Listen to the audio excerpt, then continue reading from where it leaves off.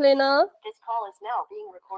Good evening everyone. तो जैसा कि आप सभी को पता है, हम यहाँ पर ले रहे हैं ऑनलाइन क्लासेस। किस क्लास के लिए? तो वो है 10th क्लास के लिए। किस सब्जेक्ट की? तो वो है मैथ की, जिसमें हमने आपके सेकंड चैप्टर को पढ़ना स्टार्ट किया था, फिर बीच में हमने सेट एग्जाम का रिवीजन किया, फिर से हम वापस से सेकंड चैप्टर को ही शुरू कर रहे हैं, कंटिन्यू कर रहे हैं, क्योंकि अभी नहीं पता कि आपके सेट एग्जाम कब होंगे, कितने उनमें देरी आएगी, ये नहीं पता। तो इसलिए हमारा सिलेबस मिस ना हो, तो इसलिए हमने जो है वो वापस से इसको कंटिन्यू कर लिया। तो चलिए शुरू करते हैं। सबसे पहले हमने पिछली क्लास में, या पिछली जो हमारी आखिरी क्लास थी, उसमें हमने पढ़ा था मध्य पद विभाजन विधि के बारे में, कि कैसे मध्य पद विभाजन विधि का इस्तेमाल करके किसी बहुपद के गुणनखंड बनाए जाते हैं। ठीक है, अब हम सीखेंगे। और बेटा मेरा नाम कीर्ति है, ठीक है। अब हम सीखेंगे कि द्विघात बहुपद के शून्य कैसे निकलते हैं। शून्य निकालने के लिए भी तरीका वही है। तरीका यह है कि तरीका हमें वही है कि मध्य पद विभाजन प्रमेय का ही इस्तेमाल करना है। ठीक है, किसका? मध्य पद विभाजन प्रमेय का। लेकिन क्योंकि हमने पिछली क्लास में ऐसे सवाल किए थे, तो अभी के लिए मैं आपसे क्वेश्चन पूछना चाहूंगी। तो ये आप सभी के लिए क्वेश्चन है। ये है option number A, option number B, option number C, option number D. आप सभी क्या करो, आप सभी इस सवाल को हल करो। जैसे हमने पिछली क्लासेस में गुणनखंड किए थे, वैसे इसके भी गुणनखंड करो मध्य पद विभाजन विधि का इस्तेमाल करते हुए, और अपना आंसर आपने पोल सेक्शन में जाके देना है। तो सभी इस क्वेश्चन को हल करना शुरू। आएगा? क्या हो गया बेटा? पोल रिजल्ट में आएगा मैम ये? बिल्कुल आ भी सकता, नहीं भी आ सकता, मुझे खुद नहीं पता, मैं सोचूंगी। ठीक है, तो अभी तो पहले इसको सॉल्व कर लो अच्छे से, और आराम से करना। जल्दबाजी में करने की बिल्कुल जरूरत नहीं है, क्योंकि अगर मध्य पद विभाजन विधि। मैम हाँ बोलो। मैम मैंने पिछली क्लास ज्वाइन नहीं की थी। बेटा पिछले नहीं, ये तो बहुत पहले पढ़ा है, बहुत पहले। मैम जो 8 है इसके वो करने हैं मैम, फैक्टर निकालने हैं। और रुको मैं बताती हूँ, थोड़ा समझा दी। ठीक है, थोड़ा सा मैं आपको समझा दूंगी, फिर आपको हेल्प मिल जाएगी। जिनको आता है वो करो, जिनको थोड़ा सा डाउट है वो मेरे साथ सीखो। यहाँ पर जो है वो लिखा है x⁻² माइनस का 8x−9। हमने इसके जो है वो इसका गुणनखंड करना है। इसको हमने गुणनखंड बनाने हैं। कैसे? मध्य पद विभाजन विधि से। तो मध्य पद विभाजन विधि कहती है, पहले तो इसको आप ax² जमा bx जमा c, इसके साथ इसकी तुलना करो। तुलना करने के बाद ए बी सी का मान निकालो। ए बी और सी, ए यहाँ पर है 1 के बराबर, बी यहाँ पर है -8 के बराबर, सी यहाँ पर है -9 के बराबर। आपने इसके गुणनखंड, सॉरी आपने, हाँ, गुणनखंड करने हैं एबीसी की मदद से। एबीसी की मदद से गुणनफल और योग निकालो फिर। ठीक है, गुणनफल और योग निकालो। तो गुणनफल कैसे निकलता है? जब a की गुणा c से कराओगे तो गुणनफल निकलेगा। और योग कैसे निकलता है? जो b की जगह पर है वही आपका योग है। एक बार आपने गुणनफल और योग निकाल दिया, फिर ऐसी दो संख्याओं का पता लगाओ जो गुणा करने पर गुणनफल के बराबर आए और जमा करने पर योग के बराबर आए। ठीक है, फिर उसके बाद जो भी आंसर आएगा उसको आपने इसमें भरना है, अपने बहुपद में भरना है। फिर इसको कॉमन लेना है, कॉमन लेके फिर आपको आपका आंसर लगभग लगभग मिल जाएगा। अच्छा, यहाँ पे तो दो ऑप्शन सेम ही हो गए। चलो इसको अगर मैं यहाँ पर प्लस कर दूं, ठीक है।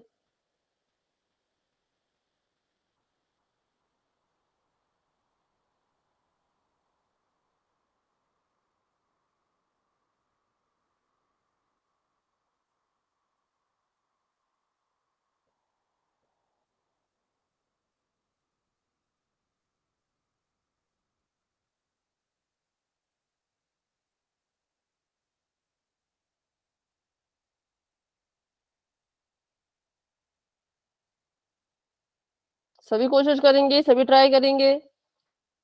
जिन्होंने आंसर दे दिया है सिर्फ वही बच्चे हैंड रेज करें, सभी हैंड रेज नहीं करेंगे।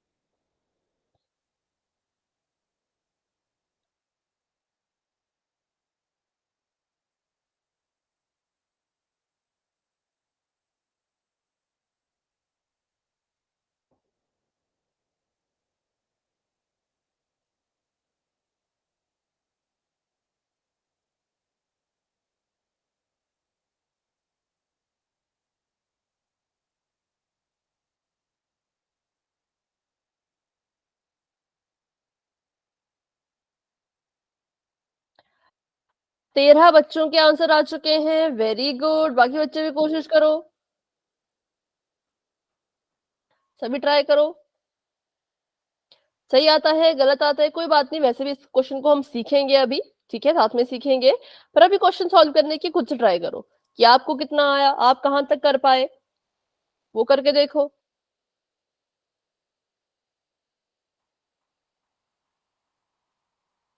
मैम इसमें जोड़ने पर कितना आना चाहिए और घटाने?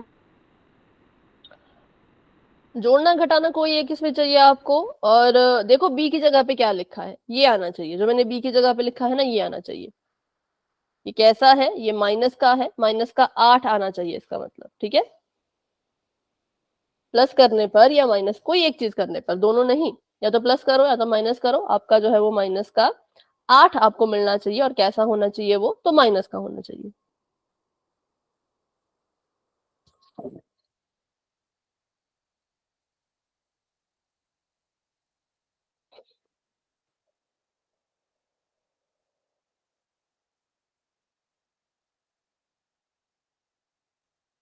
14 बच्चों के आंसर्स आ चुके हैं, वेरी गुड। क्लास में हमारे पास 21 बच्चे हैं, 22 बच्चे हैं। 22 में से 14 बच्चों ने आंसर दे दिया है, बहुत बढ़िया, बहुत अच्छे। बाकी भी कोशिश कीजिए, सभी कोशिश कीजिए। क्वेश्चन आपकी स्क्रीन पे लिख रखा है, अभी खुद से इसको ट्राई करो। मैंने अभी कुछ समझाया नहीं है, ये हमने बहुत पहले की क्लास में सीखा था। अभी इसको खुद से कोशिश करो सॉल्व करने की। सही आता है अच्छी बात है, गलत आता है कोई बात नहीं, सीखेंगे, ठीक है। चलो हैंड रेज कर लो जिसने आंसर कर दिया है। 15 बच्चों ने आंसर कर लिया, तो 15 बच्चों के हैंड रेज होने चाहिए। क्या हो गया, क्या हो गया, कुछ कह रहे हो आप? मैम हो गया आंसर। ओके, हैंड रेज कर लो।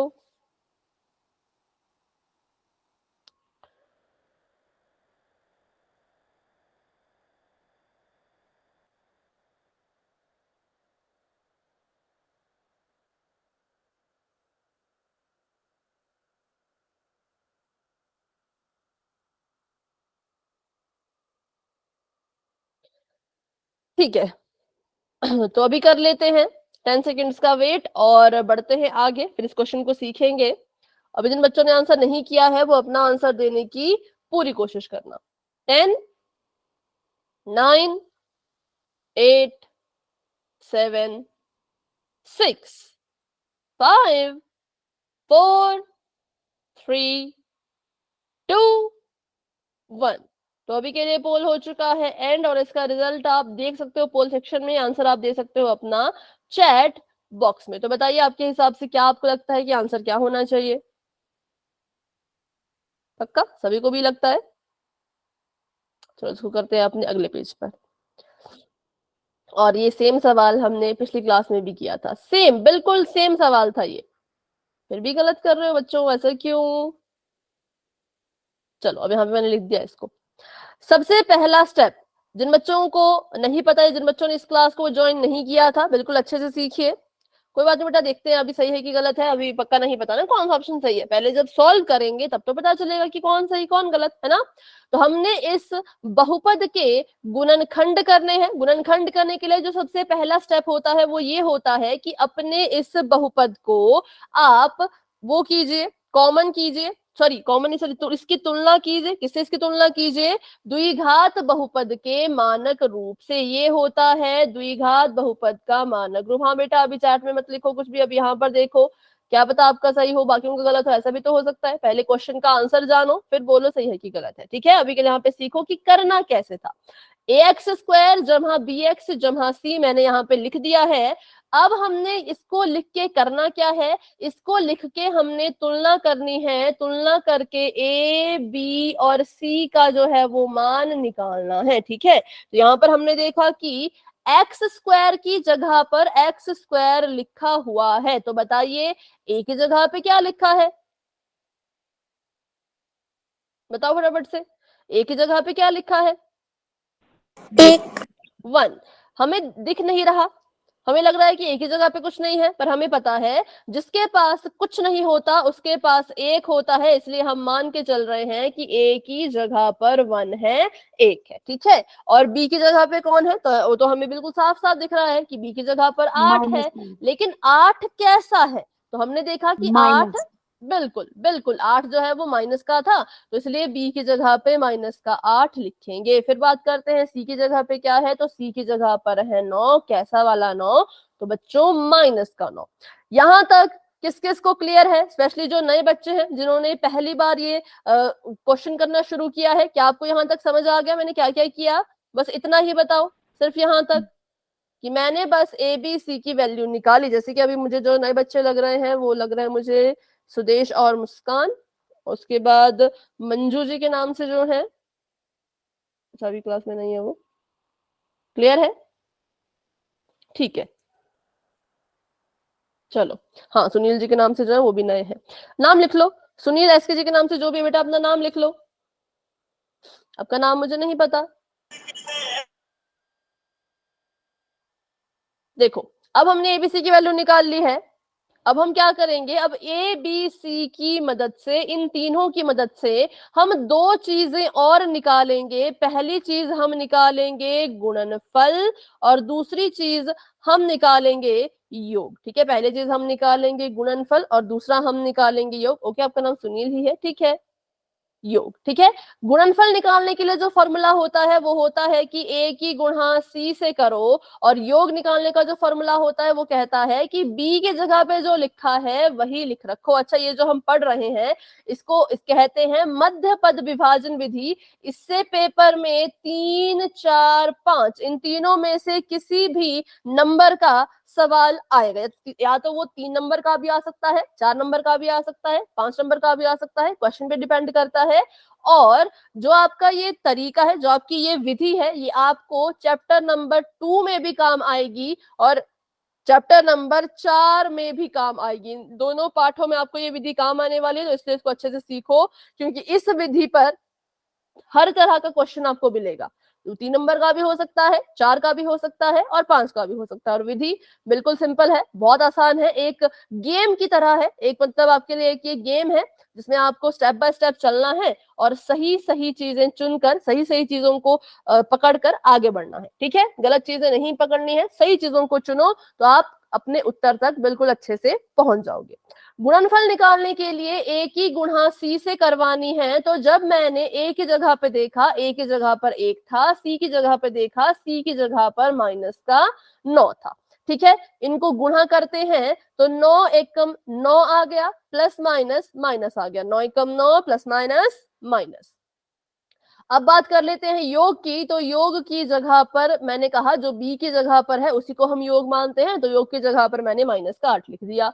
अब मेरे पास जो गुणनफल है बच्चों, जो गुणनफल निकल के आया वो है माइनस का 9, दिख नहीं रहा होगा इससे, गुणनफल निकल के आया वो है माइनस का 9 और जो योग निकल के आया वो है माइनस का 8। तो अब मुझे ऐसी संख्याएं चाहिए, अब मुझे ऐसी दो संख्याएं चाहिए जिनको जब मैं, रोहित कैमरा ऑन मत कीजिए बार बार, जिनको अगर मैं गुणा करूं तो मुझे माइनस का 9 मिले और जिनको अगर मैं जोड़ूं तो मुझे माइनस का 8 मिले। ठीक है, सभी को यहाँ पे ये चीज क्लियर हुई कि हमको अब ऐसी दो संख्याएं ढूंढ के निकालनी है जिनको गुणा करने पर माइनस का 9 मिल जाए और जिनको जोड़ने पर माइनस का 8 मिल जाए।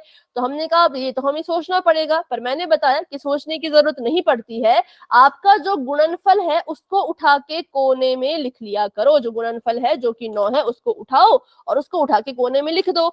अब देखो कि 9 को आप कितने तरीके से गुणा में लिख सकते हो। जैसे कि 9 को लिख सकते हैं 3 गुणा में 3, 9 को लिख सकते हैं 9 गुणा में 1, और तो कोई तरीका नहीं है, दो ही तरीके से 9 को लिख सकते हैं। तो गुणा करके तो इन दोनों की ही मदद से हमें 9 मिल जाएगा, लेकिन हमें जमा करने पर या माइनस करने पर माइनस का 8 भी तो चाहिए ना। तो हमने देखा कि इन दोनों संख्याओं, इन दोनों जोड़ियों में से कौन सी जोड़ी ऐसी है जो प्लस या माइनस करने पर हमें 8 दे दे। तो हमने कहा चलो जोड़ के देखते हैं, है ना। 3 में 3 को जोड़ दिया 6 आया, 3 में 3 को घटा दिया 0 आया, 9 में 1 को जोड़ दिया 10 आया, 9 में से 1 को घटा दिया तो 8 आया। तो हमें क्या चाहिए था, जमा करने पर हमें भी माइनस का 8 चाहिए। अभी हम संख्या नहीं देख रहे, अभी हम सिर्फ अपने अभी हम साइन नहीं देख रहे, अभी सिर्फ हम संख्या देख रहे हैं, तो इसलिए मैंने देखा कि इन दोनों की मदद से गुणा करने पर 9 भी आ रहा है और प्लस माइनस करने पर 8 भी आ रहा है। तो वो जो दो संख्याएं मुझे चुननी है अभी के लिए, वो दो संख्याएं 9 और 1 हैं। बताओ यहां तक किस किस को बिल्कुल समझ आया? अगर समझ नहीं आया तो पूछो कि कैसे संख्याएं ढूंढी जाती हैं। डाउट है किसी का? किसी के मन में कोई सवाल है तो पूछ लीजिए।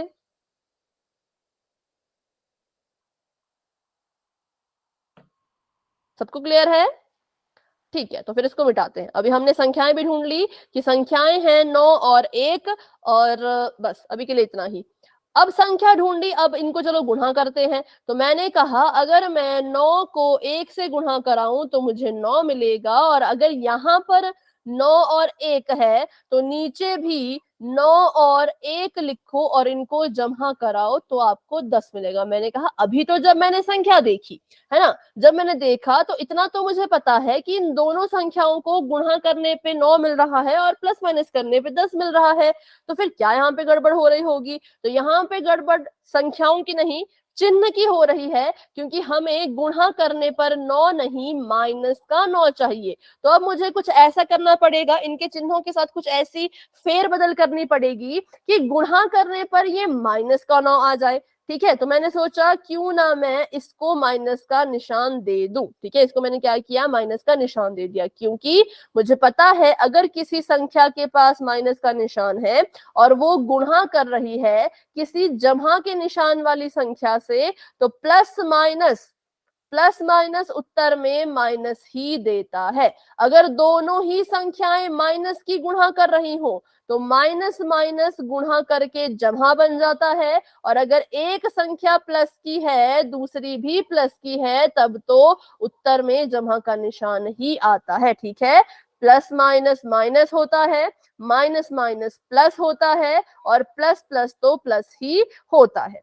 ये सभी को क्लियर होने चाहिए रूल। ठीक है, ये सबसे इंपॉर्टेंट रूल है, तो मैंने इन रूल को यहाँ पे लिख दिया है। आप भी अपनी कॉपी पे लिख दो कि माइनस की संख्या जब जमा की संख्या से गुणा करेगी तो उत्तर में माइनस का चिन्ह देगी, माइनस की संख्या माइनस की संख्या से गुणा करेगी तो उत्तर में जमा का चिन्ह देगी, जमा की संख्या से गुणा करेगी तो उत्तर में जमा का चिन्ह देगी। तो यहाँ पर देखो ये माइनस की संख्या है, ये जमा की संख्या है। मुझे कैसे पता कि एक जमा वाली संख्या है? क्योंकि हम पढ़ चुके हैं जिसके पास कुछ नहीं होता उसके पास जमा का निशान होता ही होता है। तो जो एक है यहाँ पर पॉजिटिव है, धनात्मक है, तो समझ आ गया कि इसके पास जमा का निशान है।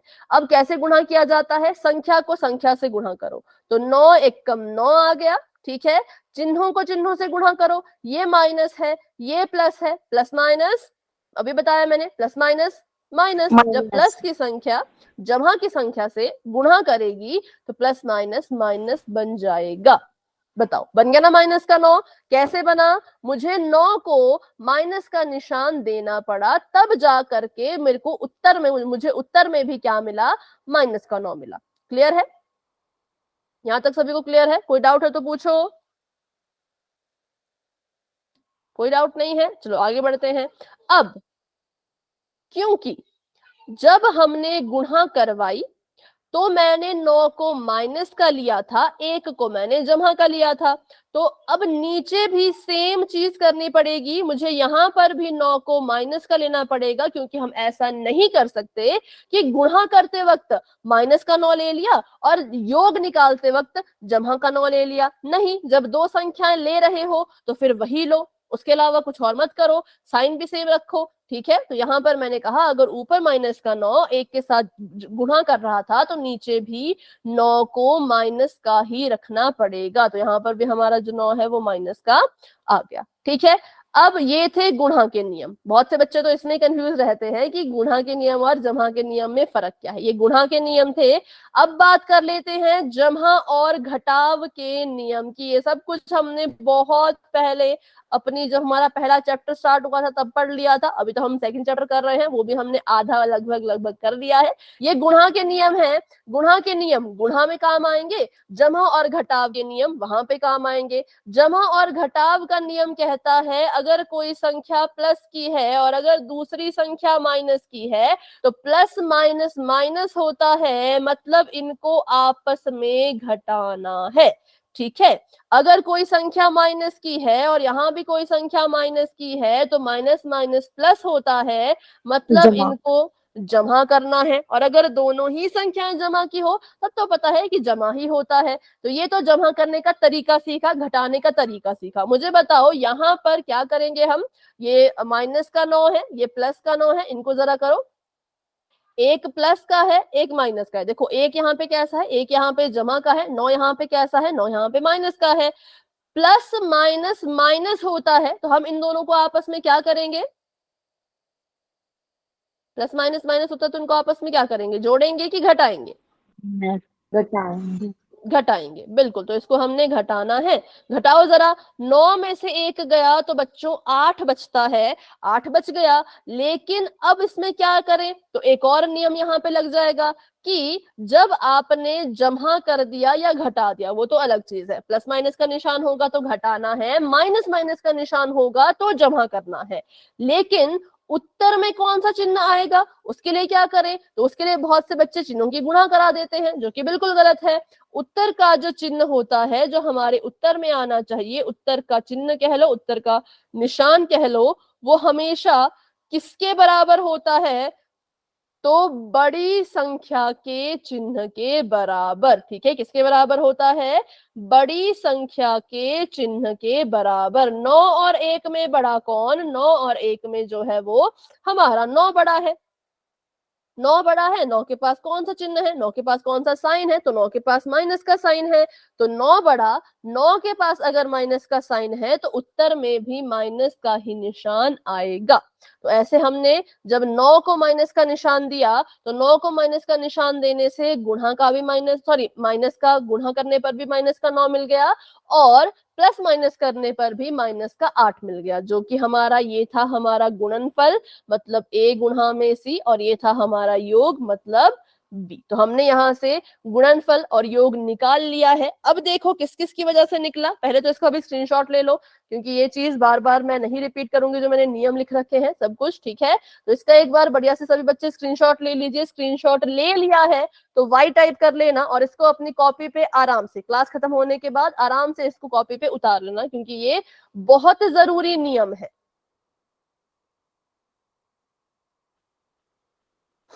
ठीक है, सभी ने स्क्रीनशॉट ले लिया, कॉपी में उतार लिया मैंने। कॉपी में उतार लिया, वेरी गुड।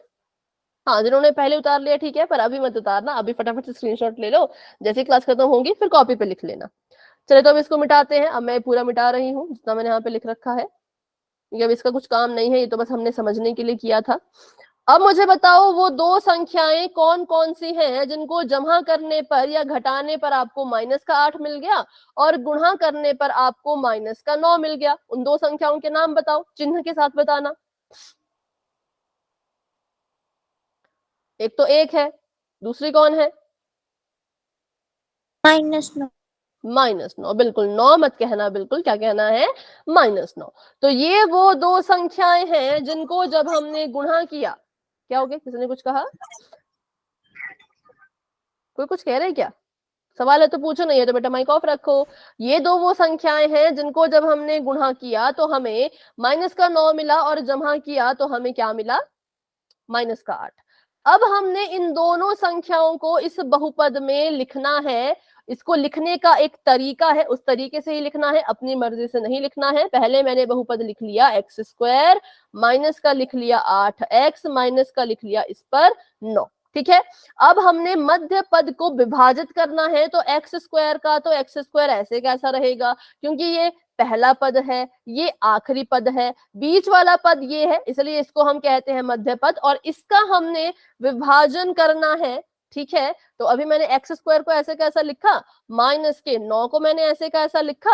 अब ये मध्य पद को यहां से हटाओ, बीच में माइनस का 8x नहीं लिखना है, तो क्या लिखना है, तो ये दो संख्याएं लिखनी है। जो पहली है माइनस का 9x और जमा का 1x। अब आप बोलोगे संख्या तो भाई 9 माइनस का 9 और x थी, अब यहाँ पर माइनस का 9 और 1 थी, यहाँ पे अपनी मर्जी का x कहाँ से आ गया, तो भाई ये अपनी मर्जी का ये x है, ठीक है, क्योंकि ये लेना पड़ता है।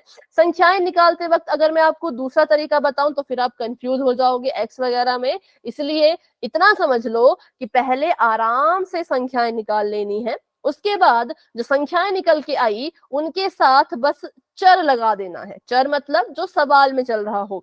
ऐसा मत करना कि सवाल में लिखा है y² माइनस का 8y और आपने क्या किया, आपने यहाँ पे x का x लिख रखा कि मैम ने बोला है x लगाने को। मैंने x लगाने को नहीं कहा, मैंने कहा चर लगाना है। जो बहुपद में चर है, जो आपके सवाल के बहुपद में चर है, चाहे वो xyz हो, कुछ भी हो, वही सेम चर आपने अपनी इन दो संख्याओं के साथ भी लिख देना है।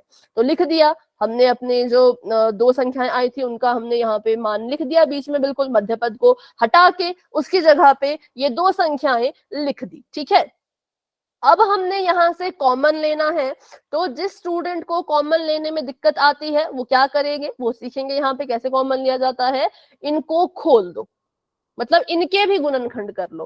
कैसे करेंगे, तो x² को हटाओ, x² की जगह पे लिख दो x गुणा में x, क्योंकि हमें पता है x की घात 2 का मतलब है कि इसके पास 2x है, ठीक है। तो x गुणा में x आ गया।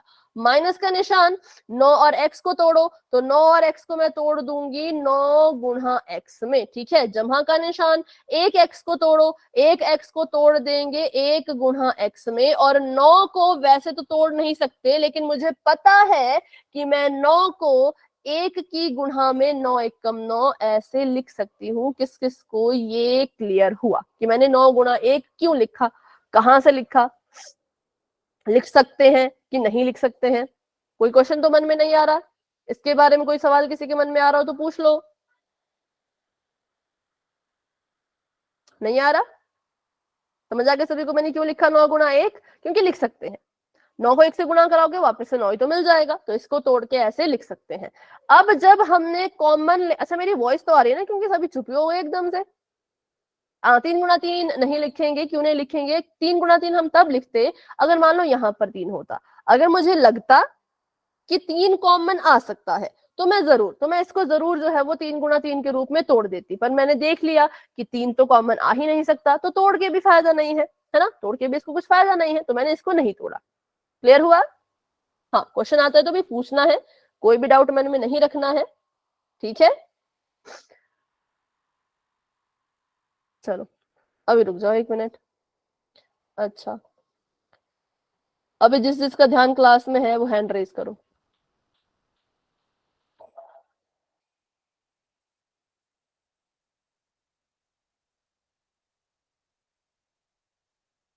पक्का लग नहीं रहा मुझे। काजल, मुस्कान, मौसम दोगल जी के नाम से जो है, रोहित राजपूत जी के नाम से जो है, गुगन, आप सभी का ध्यान नहीं है क्या? क्लास में ध्यान रखो भाई, बहुत जरूरी टॉपिक है। जब आपको मैंने बताया कि 4 या 5 नंबर का सवाल इससे आएगा तो मत लापरवाही मत बरतो, सीखो। 1 बार 2 बार 10 बार पूछो, पर चुप मत रहो, ठीक है। आंसर दिया करो मेरी बात का। तो हमने इसके जोड़े बना दिए, अब हमने कॉमन लेना है। कॉमन लेने के लिए मैंने बता दिया, इसको पहले तो खोल के लिख दो। x² को लिख दिया x गुणा x के रूप में, 9x को लिख दिया 9 गुणा x के रूप में, 1x को लिख दिया 1 गुणा x के रूप में, और 9 को लिख दिया 9 गुणा 1 के रूप में। फिर कॉमन लेना है तो 2 के जोड़े बना दिए। अब देखो, इनकी 2 की जोड़ी बन चुकी है। इन दोनों में क्या चीज है जो आपको कॉमन दिख रही है? कॉमन का मतलब, बिल्कुल कॉमन का मतलब जो इसके पास भी हो, बिल्कुल, और जो इसके पास भी हो। तो वो आपने ठीक बताया, वो x है।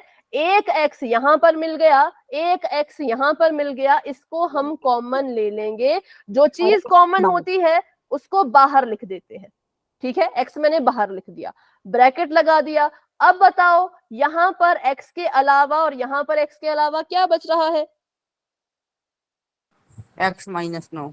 बिल्कुल x माइनस 9। ये x ऐसे का ऐसा रहेगा, क्योंकि ये तो बाहर कॉमन आ चुका है, ये भी बाहर कॉमन आ चुका है। यहाँ पर सिर्फ ये वाला x बच गया, यहाँ पर माइनस का 9 बच गया, ठीक है। तो ये हमने कॉमन ले लिया, यहाँ पे इसको ऐसे लिख दिया। अब आगे बढ़ते हैं, यहाँ पे क्या कॉमन नजर आ रहा है बताइए? एक एक इसके पास भी 1 है, इसके पास भी एक है, तो एक बाहर कॉमन लिख दिया तो ब्रैकेट के अंदर क्या बच गया? x minus 9। x minus 9, simple, बिल्कुल सिंपल है, x माइनस 9 बच गया, तो इसको भी लिख दो x माइनस 9। अब मैंने बताया था कि आपको यहीं पर इस स्टेप पे जब पहुंचोगे आपको पता चल जाएगा कि आप अपना सवाल सही कर रहे हो कि गलत कर रहे हो। कैसे पता चलता है? तो अगर आपका जो ये वाला ब्रैकेट है और जो ये वाला ब्रैकेट है अगर ये बिल्कुल सेम आते हैं तो मतलब आपका आंसर सही है। लेकिन अगर आपको लगता है कि नहीं, साइन गलत हो गया, या 9 की जगह पे कुछ और आ रहा हो, या x की जगह पे कुछ और आ रहा हो, तो समझ जाना कि भाई कुछ आपने गड़बड़ कर दी है। ठीक है, तो चलिए, अभी सब ठीक था क्योंकि मेरा इस वाले ब्रैकेट में जो आया है वो यहाँ पर भी आया है। अब इसको भी हम कॉमन ले सकते हैं क्योंकि ये इसके पास भी है और ये इसके पास भी है, तो यहाँ से x माइनस 9 को बाहर कॉमन ले लिया, ब्रैकेट में इसको बंद कर दिया, यहां से x माइनस 9 कॉमन लेने पर x बच रहा है। बिल्कुल ठीक है, क्या बच रहा है? यहाँ पे बच रहा है x और यहाँ पे बच रहा है जमा का 1, क्योंकि ये वाली जो चीज है इसको तो हमने कॉमन ले लिया है, ये वाली चीज और ये वाली चीज तो कॉमन आ चुकी है, इसलिए इसको हमने हटा दिया, गायब कर दिया। क्या बच गया इसके अलावा? तो यहाँ पे बच गया x, यहाँ पे बच गया जमा का 1, तो वो हमने दूसरे ब्रैकेट में लिख दिया। जो कॉमन आता है उसको पहले एक ब्रैकेट में लिख देंगे और दूसरे ब्रैकेट में जो बच जाती हैं चीजें उनको लिख लेंगे। तो इसका जो राइट आंसर था वो था x माइनस 9 और x जमा का 1। तो देखते हैं कौन सा आंसर सही है। तो अभी के लिए ऑप्शन नंबर बी नहीं, ऑप्शन नंबर ए जो था वो सही आंसर था। ठीक है, क्योंकि यहाँ पर है माइनस का 9 जमा का 1, लेकिन अगर ऑप्शन नंबर बी को देखो तो 9 भी माइनस का, 1 भी माइनस का, ऐसा तो नहीं बोला था, ऐसा तो हमारा आंसर आया ही नहीं है। सी भी गलत, डी भी गलत, सिर्फ और सिर्फ option number A is the right answer. Correct है, आगे बढ़े। मैम मेरा हुआ ही नहीं, यहाँ पे बारिश आई हुई है, नेटवर्क नहीं चल रहा। क्या नहीं हुआ? मैम बारिश आई हुई है। नहीं, पर आपने कहा हुआ नहीं, तो क्या नहीं हुआ वो नहीं मुझे समझ आया। पोल में नहीं हुआ आंसर? No ma'am. कोई बात नहीं, उसको रहने दो, अभी अभी अगला अगला क्वेश्चन कर लेना। ठीक है, तो चलिए अब हम सीखते हैं। अभी हमने सीखा बहुपद के गुणनखंड करना, अब हम सीखेंगे बहुपद के शून्यक निकालना, जो कि बिल्कुल सेम है, बस इसमें एक स्टेप और बढ़ जाएगा, वो हम सीखेंगे क्या होगा। ठीक है, चलो तो पहले बहुपद लिख लेते हैं। ये है 3x की घात में 2 माइनस का x माइनस का 4, और हमने यहाँ पे क्या करना है, सबसे पहले तो इसको कंपेयर करना है a x की घात 2 जमा का bx जमा के c के साथ। ठीक है, इसके साथ हमने इसकी तुलना करनी है, इसका कंपैरिजन करना है, कर लेते हैं और एबीसी की वैल्यू निकाल लेते हैं। a की वैल्यू कितनी है बताओ? a की जगह पे 3 है, ठीक है, और b की जगह पे कौन है? एक माइनस 1। माइनस 1 नहीं, माइनस 1 है ना। देखो कुछ नहीं था बी की जगह पे, कुछ नहीं दिख रहा था, तो जीरो मत लिखना, हमें पता है जिसकी जगह पर कुछ नहीं होता उसकी जगह पर एक होता है, तो असल में यहाँ पर एक है, और कैसा एक है? तो माइनस का 1 है। ठीक है, माइनस का 1, और सी की जगह पे कौन है? -4 माइनस का 4। चलिए अब यहां से निकालते हैं गुणनफल और योग। तो मैंने यहाँ पर लिख दिया है गुणनफल और आगे नीचे मैंने लिख दिया है योग, तो निकालते हैं इसका गुणनफल और इसका योग। गुणनफल का मतलब a को c से गुणा करवाओ, और योग का मतलब b की जगह पे जो लिखा है वही लिख के रखो। a को जब c से गुणा कराया, a की जगह पे 3 था, c की जगह पे माइनस का 1 था, बताओ गुणा करके कितना आया? गुणा करके कितना आया? -12 12। -12 बेटा माइनस का, अच्छा हाँ मैंने गलत लिखा, ठीक है ठीक है ठीक है, मैंने बीच में 1 लिख दिया, हाँ 4 है, तो 4 3 12, माइनस का 12। और बी की जगह पे कौन है? बी की जगह पे माइनस का 1 है, तो माइनस का 1 ही हमारा योग होगा।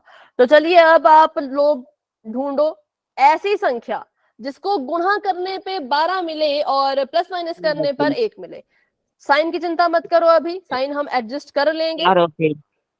3 और 4 ठीक है, साइन को हम जो है वो बैलेंस कर लेंगे, लेकिन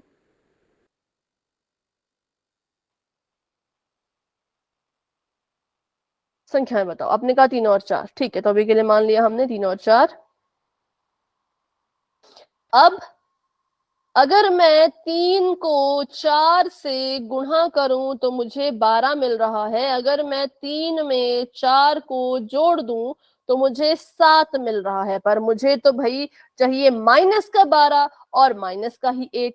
तो क्या किया जाए, किसको माइनस का निशान दिया जाए, सोचो।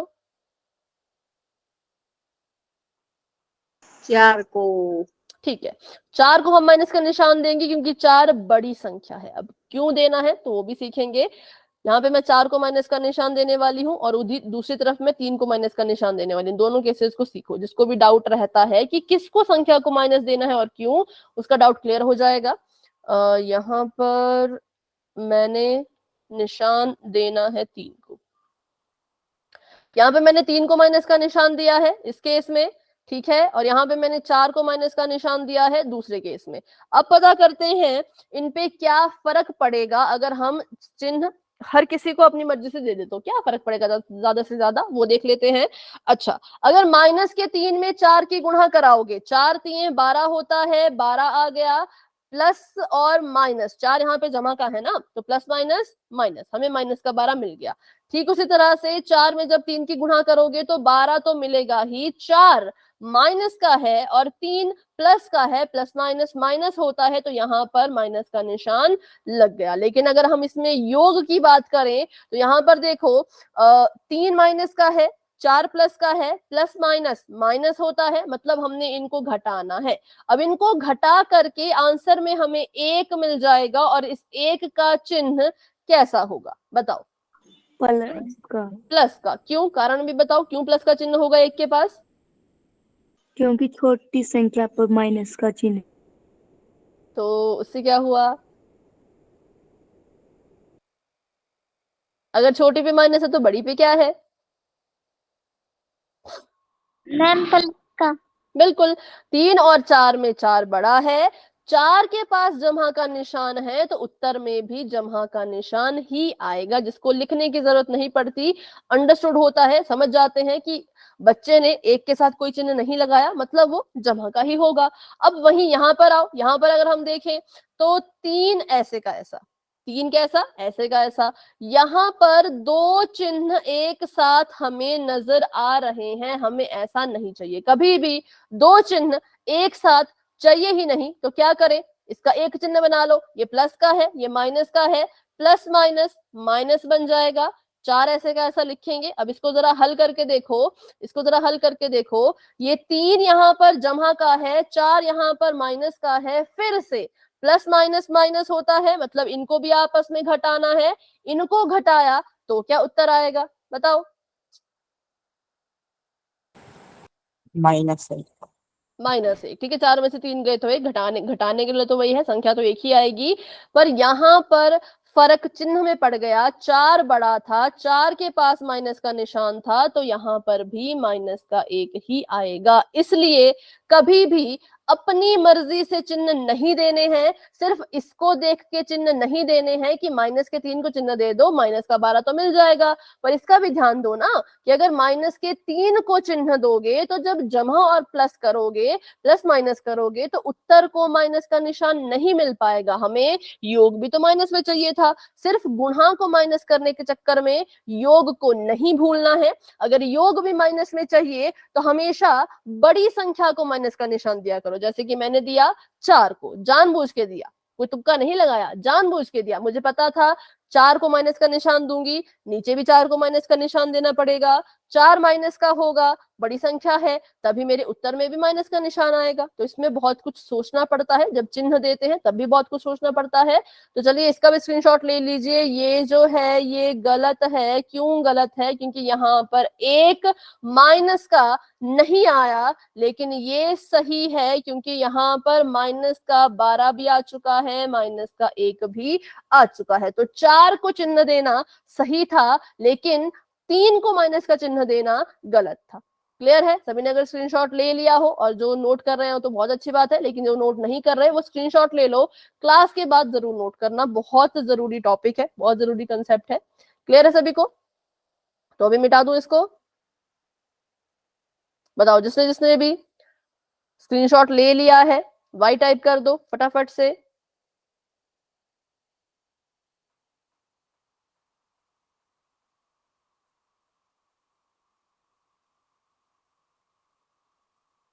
चलो तो इसको मिटाते हैं फिर।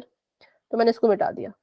अभी भी समझ नहीं आया तो बच्चों पूछ लेना, खुद पूछ लेना, मैं नहीं कहती कि मत पूछो। कभी भी डाउट होता है मुझे बीच में रोक दो कि मैम रुक जाओ, सवाल पूछना है तो पूछ लिया करो, ठीक है। चलो तो अब हमने वो जो दो संख्याएं चुनी थी, बताओ कौन कौन सी थी। अब देखते हैं किस किस को याद रहा कि किसको माइनस दिया था किसको नहीं दिया था। बताओ कौन थी वो संख्याएं। 3 और माइनस 3। बिल्कुल, -4 और 3। देखो सिर्फ 3 और 4 नहीं बोलना है, साइन भी बताना है। तो साइन माइनस दिया, माइनस का 4 को दिया था और 3 को ऐसे रखा था। अब यहाँ पर ये है वो दो संख्याएं, तो इनको क्या करेंगे, इनको अपने बहुपद में लिखने से पहले एक चीज यहां करेंगे। क्योंकि हमें शून्यक निकालने के लिए कहा गया है, क्या निकालने के लिए कहा गया है, बहुपद का शून्यक निकालने को कह रहे हैं। तो अब जब आप इन संख्याओं को बहुपद में भरने वाले हो, उससे पहले पहले यहाँ पर 0 लगा देना बराबर में, ठीक है। ये क्यों कर रहे हैं, क्योंकि इसी की मदद से बाद में शून्यक निकलेगा। पिछले सवाल में हमने क्या किया था, पिछले सवाल में हम अपने सवाल को यहीं पर रोक देते थे, यहीं पे खत्म कर देते थे। लेकिन अब जो सवाल आएगा उसमें एक और स्टेप बढ़ जाएगा। तो जब आप इन संख्याओं को अपने बहुपद में डालने वाले हो, उससे पहले पहले ही बहुपद के आगे बराबर का निशान लगा के 0 लिख दो। फिर चाहे तो यहाँ पे लिख दो, क्योंकि हम शून्यक निकालने वाले हैं। शून्यक निकालने के लिए हमें बराबर में 0 लिखना ही पड़ता है। इसके बिना शून्यक निकालना पॉसिबल ही नहीं है, संभव ही नहीं है, ठीक है। तो मैंने लिख दिया है 0। अब ये साथ साथ चलता रहेगा, जब तक मेरा सवाल चलेगा तब तक ये 0 मेरे साथ चलेगा। 3x² को ऐसे कैसा रखा, मध्य पद को हटाना है, मध्य पद की जगह पे ये दो नई संख्याएं लिखनी है चर लगा के। तो -4 लिख दिया, जमा का 3x लिख दिया और -4 लिख दिया। कुछ गलत तो नहीं किया मैम बराबर 0। नहीं, वो तो ठीक है ना। आगे पीछे लिखे या फिर 3 को 3 के साथ लिखे। मैम सही है। कॉमन आ जाएगा क्या। सही है मैम।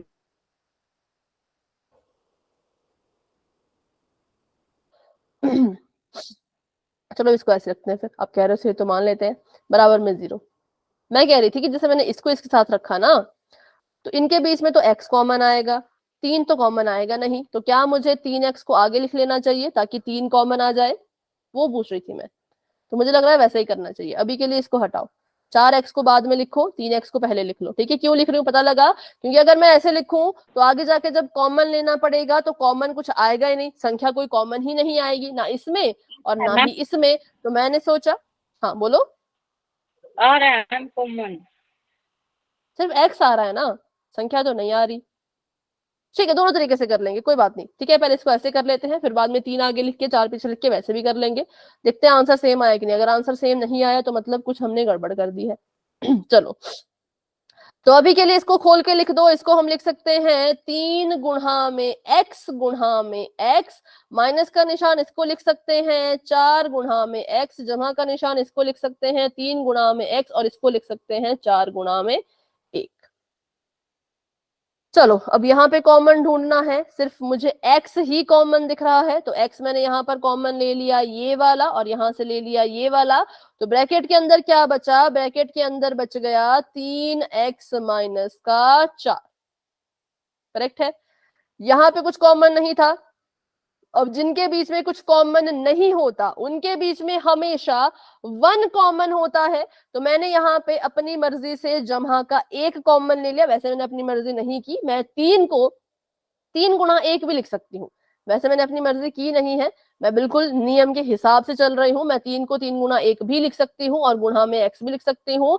अब 4 बेचारे के पास x तो है नहीं, तो x तो कॉमन आएगा नहीं, 1 ही कॉमन आएगा। तो ये वाला 1 कॉमन ले लिया मैंने, ये वाला 1 और ये वाला 1 कॉमन ले लिया। तो देखो ब्रैकेट के अंदर क्या क्या बच जाएगा, ब्रैकेट के अंदर बच जाएगा 3x माइनस 4, ठीक है। अब यहाँ पर हमें दिख रहा है कि ये जो 3x माइनस 4 है, ये इसके पास भी है, ये इसके पास भी है। तो इट मीन्स ये भी कॉमन आ जाएगा, 3x माइनस 4। अच्छा 0 नहीं लिखा भाई, 0 लिखना है, मुझे याद करा देना 0 के बारे में। ठीक है। और क्या बच गया दूसरे ब्रैकेट में, क्या बच गया,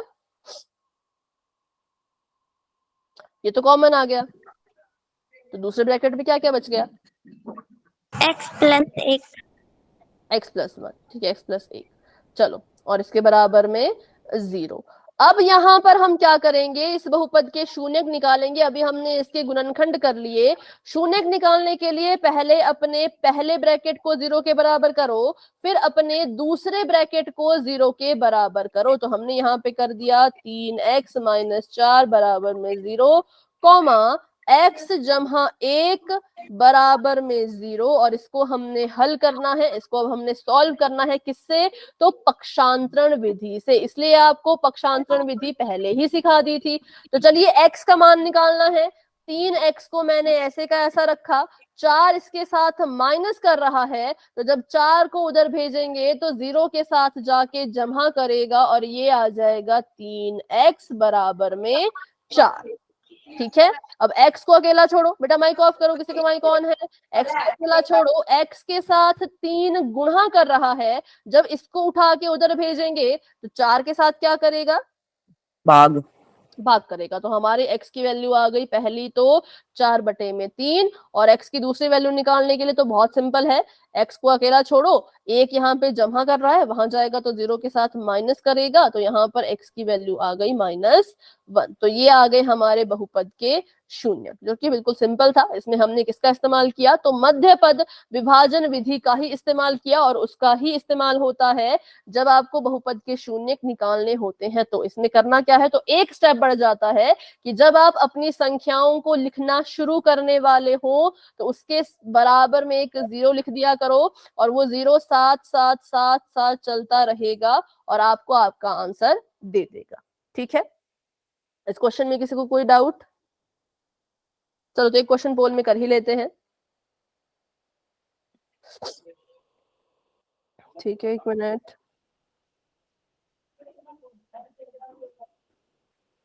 मैम पहले वाला पोल नहीं मत करना।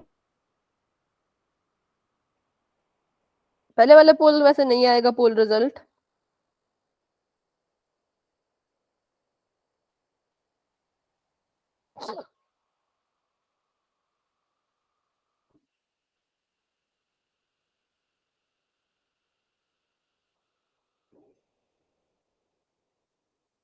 रुको 1 मिनट,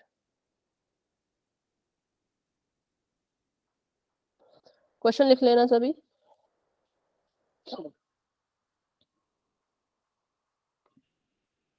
इसको मिटा देते हैं, पहले चैट ऑफ कर लेते हैं, फिर मैं क्वेश्चन लिख लूंगी, फिर उसको सॉल्व करना स्टार्ट कर देना। तो अभी के लिए मैंने चैट को ऑफ कर दिया है, बढ़ते हैं अपने क्वेश्चन की तरफ। तो क्वेश्चन आप सभी के सामने ये है जो मैं खुद से लिख रही हूँ। ठीक है, सवाल ये है, x की घात में 2 जमा का 6x जमा का 8, इस बहुपद के शून्यक ज्ञात कीजिए। और ऑप्शन में यहां लिख देती हूं, ऑप्शन नंबर ए,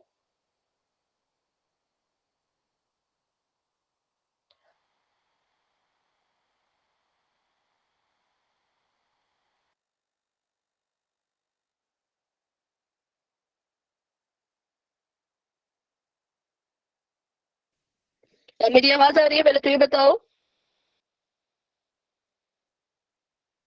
मेरी वॉइस आ रही है क्या? No ma'am.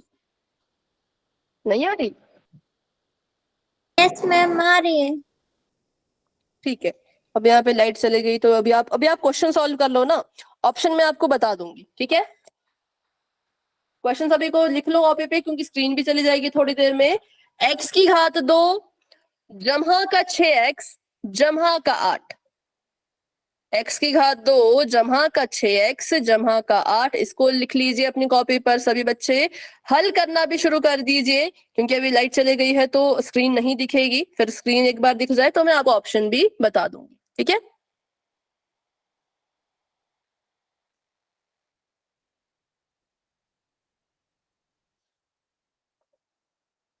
मैम हो गया मेरा। बेटा थोड़ा सा वेट करना पड़ेगा अभी, क्योंकि अभी स्क्रीन नहीं है और ऑप्शन भी मैंने अभी लिखे नहीं थे। ठीक है,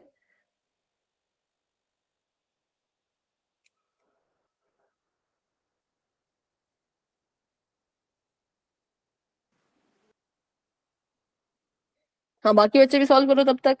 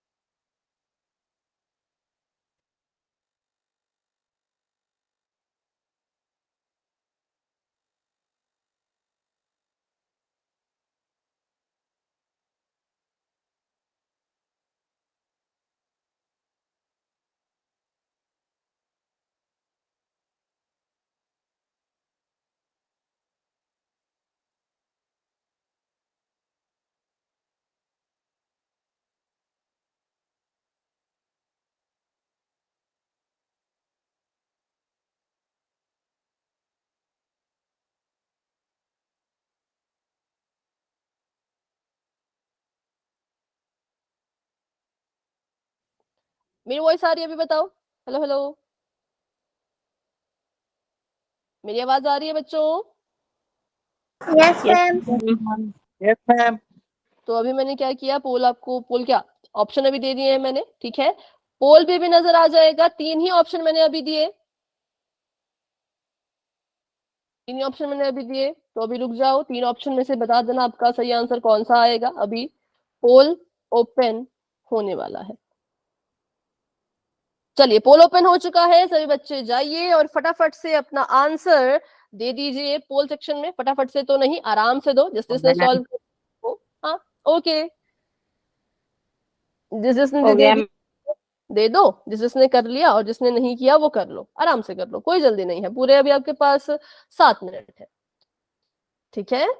हाँ, क्योंकि ये क्वेश्चन सीखना बहुत इम्पोर्टेंट, ये क्वेश्चन सीखने ही पड़ेंगे बच्चों। 10th में इन क्वेश्चन के अलावा कुछ क्वेश्चन है, तो 10th की क्लास है, 10th में नंबर है। अगर ये क्वेश्चन नहीं आएंगे तो 10th में नंबर लेना थोड़ा सा मुश्किल हो जाएगा।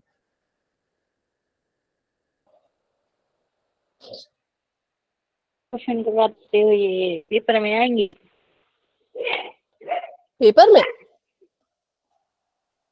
पेपर पूछ रहे हो बेटा? Paper, yes ma'am. हाँ पेपर में तो पकाएंगे। पेपर में इसका क्वेश्चन आता ही आ रहा है, मैं बता तो रही हूँ। चैप्टर नंबर 2 बहुपद से भी आएगा, और चैप्टर नंबर 4 जो है आपका क्या कहते हैं, क्या कहते हैं उसको, जैसे आप पोल में करवाते हो वैसे। अच्छा पोल के रिजल्ट में। द्विघात सूत्र। हाँ, द्विघात सूत्र नहीं, द्विघात समीकरण, हाँ समीकरण। पोल का रिजल्ट पूछ रहे हो तो मैं नहीं बताऊंगी अभी, क्योंकि अगर मैं बोलूं नहीं आएगा बच्चे ढंग से नहीं करेंगे, और बोलूं आएगा तो बोलोगे दो कहाँ है, इसलिए मैं नहीं बताऊंगी। पहले कर लो, पहले कर लो खुद से। आते हैं ना वो, मैं बेटा आपकी वॉइस कट कट के आ रही है, किसी और को सरुचि की आवाज आ रही है क्लियर? तो बताओ क्या पूछा उन्होंने, क्योंकि मुझे आवाज कट कट के आ रही है। आप में से किसी को आई? No ma'am. अच्छा, श्रुति एक बार फिर से बोलना, ठीक है, माइक ऑन करके एक बार फिर से बोलो। मैम जो आप पोल में क्वेश्चन करवाते हो ना हर चैप्टर के, वो मतलब पेपर में आएंगे क्या? नहीं, पोल के क्वेश्चन पेपर में नहीं आते, लेकिन पोल के क्वेश्चन के जैसे क्वेश्चन आते हैं। हाँ, ऐसा भी है कि कुछ कुछ क्वेश्चन हमने पोल में डाले हैं जो पिछले साल आए हुए थे, लेकिन सारे नहीं होते। वो बस आपकी प्रैक्टिस के लिए है कि आपको कितना समझ आए, क्या समझ आए, उसके लिए पोल का क्वेश्चन होता है। बट आपके असली पेपर में तो नहीं आएंगे। पर अवंती की तरफ से जो रिजल्ट बनता है ना, वो पोल के क्वेश्चन से ही बनता है।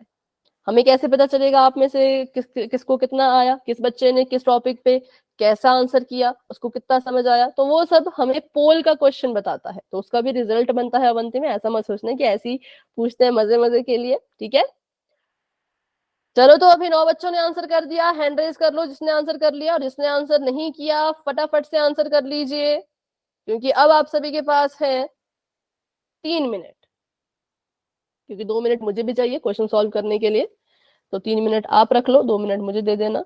क्लास में हमारे पास हैं कितने बच्चे? अभी 17 बच्चे। 17 में से 9 बच्चों ने तो आंसर कर दिया, लेकिन बाकी बच्चों ने आंसर क्यों नहीं किया? सॉल्व कर रहे हो क्या?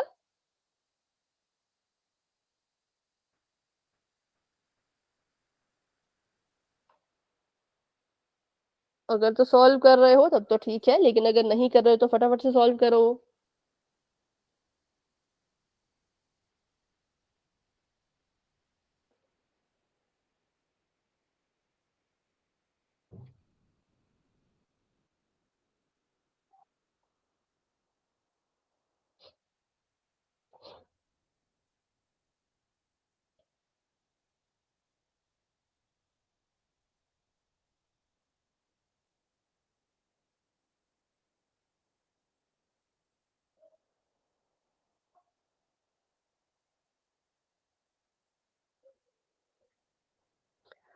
चलो ठीक है, तो अभी के लिए मैं कर रही हूँ 10 सेकेंड का वेट, बढ़ते हैं आगे, क्योंकि ये फिर इस क्वेश्चन को सॉल्व भी करना है। ठीक है, जिन बच्चों ने आंसर नहीं किया वो आंसर देने की पूरी कोशिश करना। 10, 9, 8, 7, 6, 5, 4, 3, 2, 1। तो अभी के लिए पोल हो चुका है एंड, और इसका जो रिजल्ट है वो आप पोल सेक्शन में देख सकते हो। अपना जो आंसर है वो आप चैट बॉक्स में बता सकते हो। मैं कोशिश करूंगी इसका पोल रिजल्ट भेजने की, क्योंकि मुझे खुद भी जानना है कि किस किस ने राइट आंसर किया और कौन कौन अभी थोड़ा सा गलत कर रहे हैं। ठीक है, तो चलिए इसको नेक्स्ट पेज पे करते हैं। x की घात थी 2, जमहा में था 6x और जमहा में था इसके 8।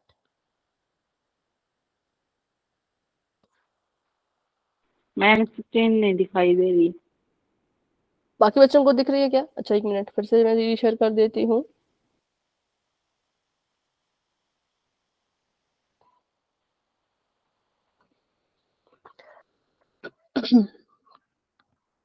तो अब इसको बिल्कुल फटाफट करते हैं। कंपेयर कंपेयर आपको अब आ चुका है, तो मैं डायरेक्ट लिख दूंगी। इसका जो गुणनफल निकल के आया होगा वो निकल के आया होगा 8, और इसका जो योग निकल के आया होगा वो निकल कर आया होगा 6। ठीक है, सभी का ये आया था? बताओ, गुणनफल यस और मैम। योग। ठीक है, गुणा करके आना चाहिए 8, प्लस माइनस करके आना चाहिए 6। तो मुझे संख्याओं को पता चल गया, जो है 4 और 2, क्योंकि 4 को 2 से गुणा करेंगे तो वो 8 बन जाएगा, और 4 में से 2 को जमा करेंगे तो 6 आ जाएगा। एक्स स्क्वायर का एक्स स्क्वायर, 6x को गायब कीजिए, 6x की जगह पे लिख दीजिए 4x, उसके बाद लिख दीजिए जमा का 2x, उसके बाद लिख दीजिए जमा का 8, और बराबर में 0, क्योंकि मैंने कहा शून्य निकालना है तो बराबर में 0 लिखना ही पड़ेगा। अब कॉमन ले लेते हैं, यहां से कॉमन लेंगे तो x प्लस 4 ऐसा आ जाएगा, और यहां से 2 कॉमन लेंगे तो अंदर आ जाएगा x प्लस 4 बराबर में 0। किसी को इस स्टेप में कोई कंफ्यूजन? मैंने शॉर्टकट में किया बिल्कुल। एक x इसका बाहर चला गया, एक अंदर चला गया, इसका x बाहर चला गया, 4 अंदर रह गया। ठीक है, 2 कॉमन लिया तो 2 बाहर आ गया, x अंदर चला गया। 8 में से 2 कॉमन लिया तो नीचे 4 आया, क्योंकि यहाँ पर वो संख्या लिखते हैं बच्चों जिसकी गुणा 2 में करने पर 8 प्राप्त हो, तो 4 आएगा 8 की जगह पे, इसलिए 4 आएगा, 6 मत लिखना। ठीक है, क्योंकि गुणा करते हैं, प्लस माइनस नहीं करते हैं। अब देखा मैंने कि x प्लस 4 जो है वो भी यहाँ पर कॉमन है, तो x प्लस 4 यहाँ लिख दिया, और इसके आगे मैंने जो है वो x प्लस 2 लिख दिया, और बराबर में इसके जो है वो 0 लिख दिया। अब 0 का काम मिलाना है 0 को। x प्लस 4 बराबर में 0, कॉमा का निशान, x प्लस 2 बराबर में 0। यहां से वैल्यू निकाल लीजिए तो x आपका आ जाएगा माइनस का 4, और यहां से वैल्यू निकाल लीजिए x आपका आ जाएगा माइनस का 2, क्योंकि x के साथ 4 यहाँ जमा कर रहा है, उधर जाएगा तो माइनस करेगा, 2 यहाँ पर जमा का है, उधर जाएगा तो माइनस का बन जाएगा। इसलिए हमें हमारा आंसर मिल गया x का मान पहली बार -4, दूसरी बार -2। तो देखते हैं कौन सा आंसर करेक्ट है। तो option number C is the right answer, जो कि 5 बच्चों का बिल्कुल सही था। लेकिन अभी भी बहुत से बच्चों ने जो है वो इन दोनों को चुना, तो अभी भी थोड़ा थोड़ा सा गलत आप कर रहे हो। जहां गलती यहाँ पे साइन वगैरह की हुई है, बाकी संख्याओं तक तो आप ठीक पहुंच गए थे, पर संख्याएं सब में ही सेम थी। तो बस इतना ही था। तो अभी के लिए क्लास को इतना रखते हैं। आज की क्लास को लेकर के कोई डाउट है तो पूछो। आज की क्लास के लिए होमवर्क नहीं मिलेगा। क्यों नहीं मिलेगा? क्योंकि जो टॉपिक है वो अधूरा है, पूरा नहीं हो पाया, इसलिए इसका होमवर्क आपको नहीं भेजेंगे। आप दे दो तो अभी मैम के लिए एक डाउट है, क्वेश्चन। क्या कर दो? आप दे दो मैम एक क्वेश्चन। होमवर्क के लिए यस मैम। तो वो मैं ऐसे ग्रुप में भेज दूंगी, ठीक है। लिंक वाला होमवर्क नहीं आएगा ना, अगर आपको सिंपल होमवर्क चाहिए तो वो मैं जरूर भेज दूंगी, तो मैं 2 क्वेश्चन भेज दूंगी, ठीक है। चलो तो अभी के लिए good night and bye bye, मिलते हैं अपनी अगली क्लास में।